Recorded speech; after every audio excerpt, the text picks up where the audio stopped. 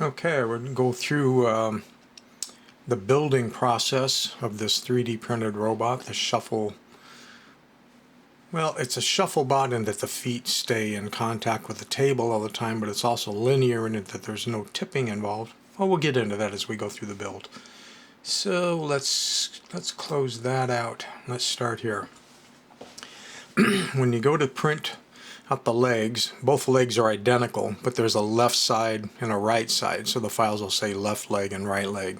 You print one of each, and I print them in that orientation you're seeing laying there, and the only place that I put supports are right in here, because there are little openings you're going to see that the ratchet wheels slip into.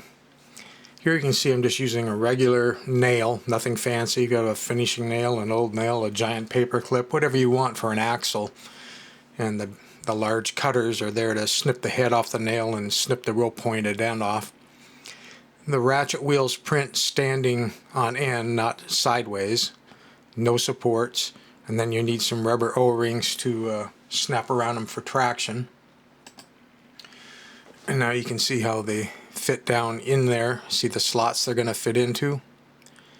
They'll fit in there, and then these half of the foot you glue in the thick places. I can see there's a thick place there. Put a drop of glue, drop of glue, drop of glue. You got lots of gluing area up here that you can glue them all together and hold them square. Once they dry, when the foot rolls forward, the wheels move away from these little ridges and will turn free. When the foot tries to go backwards, then the wheel should lock and dig in, so that that's how the ratchet works. So there's very few parts. You can see this flat edge up here. This is part of the linear slide part, because you can see there's no joints. The feet, the wheels, everything are all solid, so they linearly move. Now this bottom red part prints as you're seeing it sit. The motor is going to slide down into this part, but we don't need to worry about that yet. The feet will go from the bottom up. You'll see them sticking up in the next few pictures. And then these parts are plates which you will glue in the large areas like here and here and along here up in there, and they'll entrap these legs so they can slide without falling out, so everything becomes one. Here we have turned that part upside down so you can see the feet sitting down on there, and here's one of the parts I'm going to glue in there, and it'll trap the edges but not hold it tight. Everything will move freely. So I've glued that part on the front and on the back, the legs. Now this whole thing is one piece, and the legs can move freely in those channels back and forth.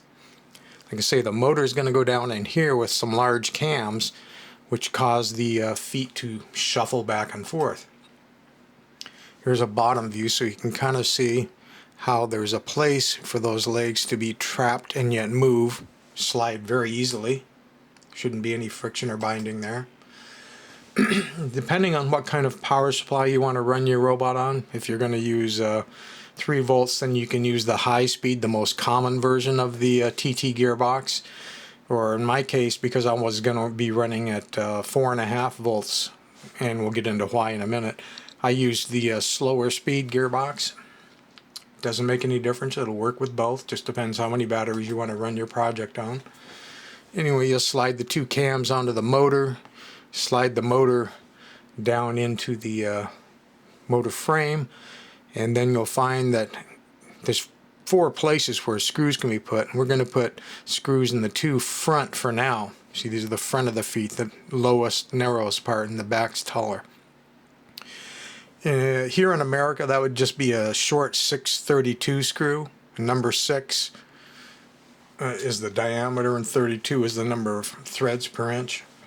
I'm not sure what that would be metric-wise, 3 millimeter maybe, I don't know.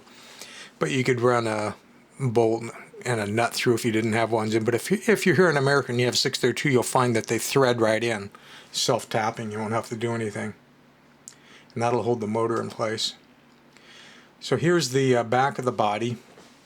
I made the battery compartment large enough that you can put in a 3-cell AA battery holder if you want, or you could just put in a 2-cell AA battery holder.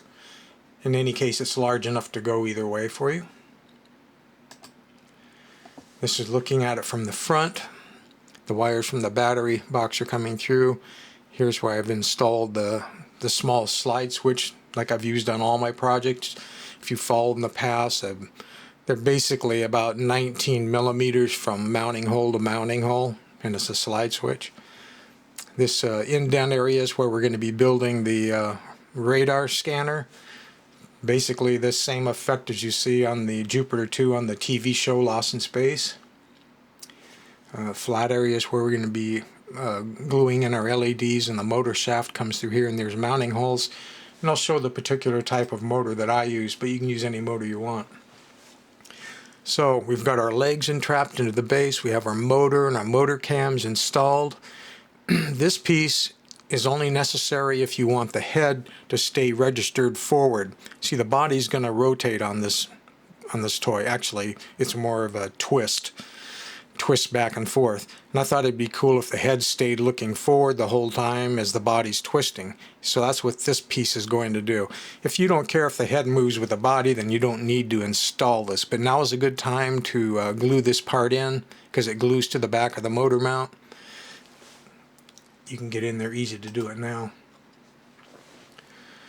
Now here I've fitted, and it wouldn't go on yet, but I purposely fit it in this picture so you can see where it goes. This yellow ring is going to entrap the body onto this lower part. See, there was a ridge.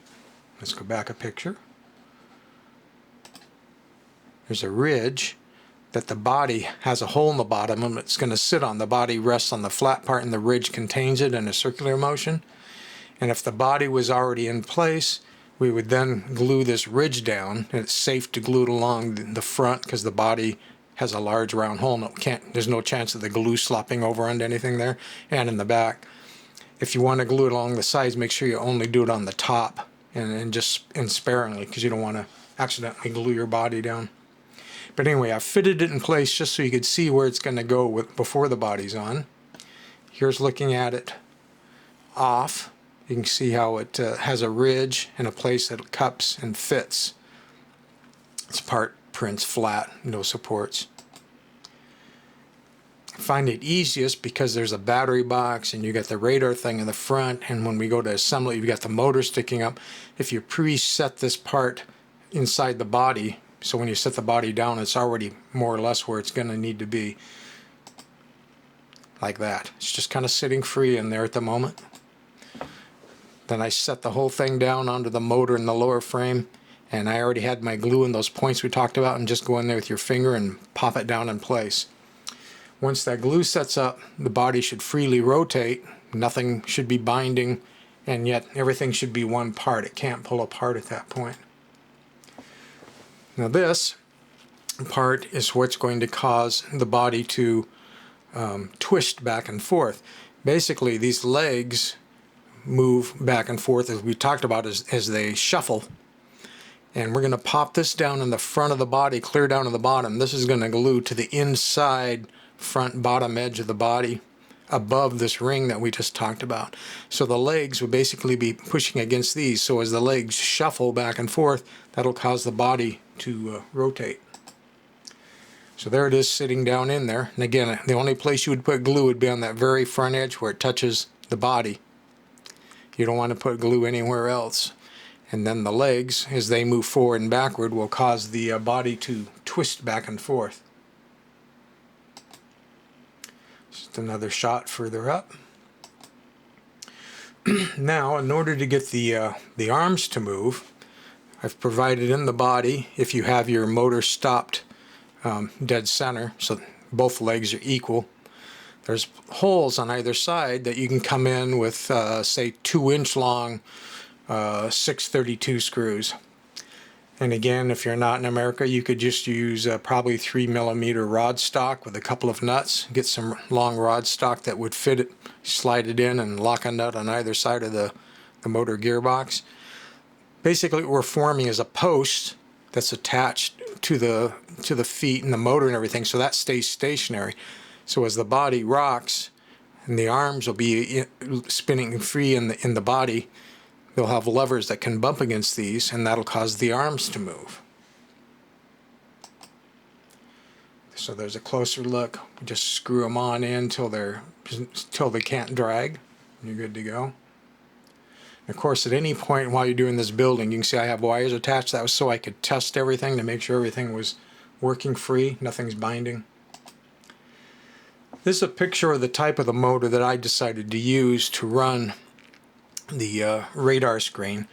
You can retrofit anything you want, because you could 3D print a mounting bracket and go in with an N2 or N20 or whatever those little gear motors are called, or whatever you want. I just happen to have had a bag of these that I found on eBay a couple of years ago laying around, so I decided I might as well use them up. They're very slow RPM, very slow turning. In fact, as I stated earlier, I'm using the 3 batteries in the back because it really needed the 4.5 volts just to get to the speed that I wanted. At 3 volts it was really too slow. The motor draws hardly any current at all, and just a few milliamps. In fact, the motor that's attached to this gearbox back here is one that's used in a lot of solar projects, because a solar cell can run them because it has such a low current draw. But if you happen to find the same type of motors, or ones that look like them on AliExpress or GearBest or eBay, you'll find that it fits right in, and the holes that I've printed and everything should line up. Again, I just took some 632 and they thread right through the body, right into the motor. No problem.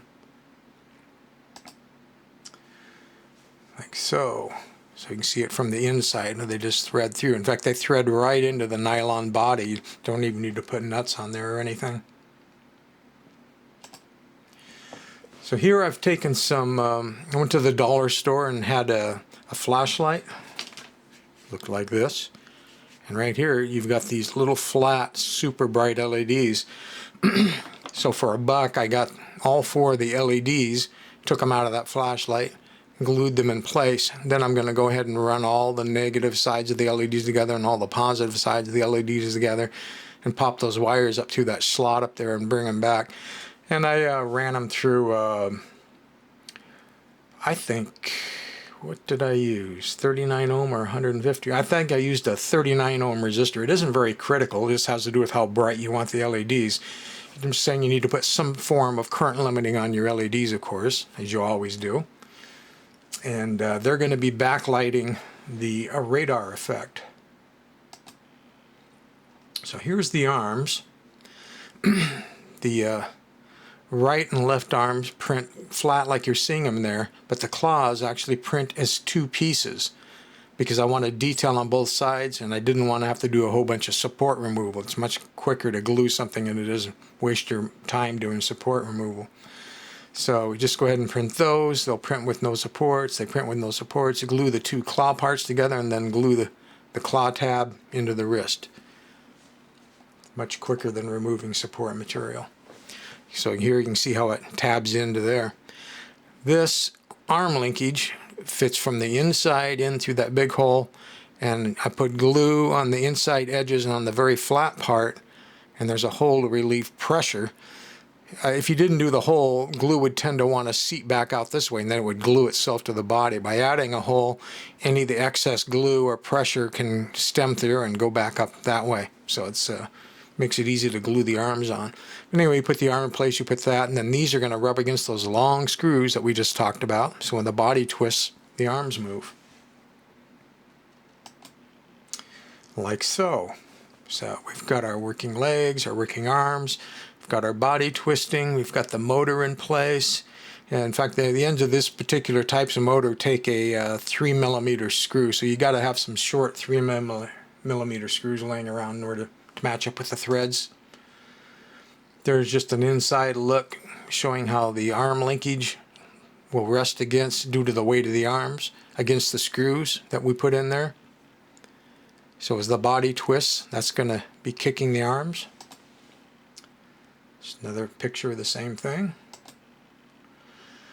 Now here we have, this is actually 2 parts.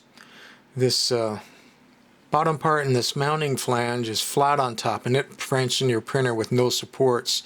But this upper part, which I'll show you more of in the next picture, is another part which prints flat with no supports. And again, I glue them together. Why don't I just make them one part and print them? You can. you could certainly join them together, but then you're going to waste all that filament and time printing support and all the cleanup time of removing it. It's, again, much quicker just to print it as two parts and glue them together. So this would be the top of the body part, and this would be, I call the neck support, because there's a part coming up here that the neck for the head to sit on. So you can see, so that glued to that lower part. And here's the head sitting next to it. You can see it has a large hole that's going to sit on this ridge, because I want the head to be able to move freely as well. You can see in the head I provided a place for a speaker in case you wanted to add sound to yours. The ears, eyes, nose, and mouth all glue in from the inside. That way you can print those parts in separate, say silver or whatever color you wanted, or paint the part and glue them in. There's another picture of the head. The head prints with no supports. This, see, the head is now sitting on that ridge part we talked about. It's just sitting there, but you don't want it to fall off. So this is a cap part that you glue down inside. This lower part slips down inside the neck part, and this flat ridge sits on top. That won't let the head come off. So I basically put a little bit of glue on the inside of the round part and then just pop that in from the top, and then make sure you've aligned these flat areas so you've left enough room for the head to be able to move. So here you can see if this is the front or the back, how this flat part is lined with that, because that way the head can turn all the way that way, or it can turn all the way this way. In fact, in this picture I went in and actually snipped off a little bit more of the corner. I didn't know if I was going to need to or not. I just went, what the hell, went and cut a little bit more off there. Now this part I printed in a different color so it would stand out, but you'll glue it. It prints flipped over the other way because it has little legs, but you'll glue it in, and that's what that long piece that we brought up from the lower body of the motor will tab into. That way you can just slip the head part down on it, and that's what holds the head facing forward even when the body's twisting. So that's your neck lock mechanism. Here I've printed the eyes and the nose print is one part laying flat. This is one ear sitting here. The ears actually print in two parts. It's seamed, and I glue them together, again, to save the time of doing supports. And there's the mouth part, and that's the way it prints. And here I'd already painted those parts in a chrome silver. So once you install them, it's going to look like that, a little bit of glue. I went ahead and inserted some 3mm LEDs. The head part is a separate part that prints flat. It purposely has a ridge that sticks out a little bit further in the front, kind of form a cap look. Just more views of it. This is just the wiring for the LEDs. And we'll talk more about that maybe later. And so here's pictures of the two that I built. The prototype one had a different Cyclops head and was just printed with scraps of filament. I had all kinds of little rolls of filament. There weren't enough to do any full jobs. So I just printed parts out in that. I didn't really care what they looked like because I was still working out the dimensions and the size and everything. So it was just more pictures. I added more detail from one to the other to the finished one versus the prototype. Because this one, it says Robot Hot 2020. This one doesn't say anything. It says on and off. This one didn't say on and off. Just little detail differences. And here's it with the effectlet. See the LEDs are further back in the finished one than they are in the prototype one, so it actually looks a little bit better on the finished version because the light can spread out better.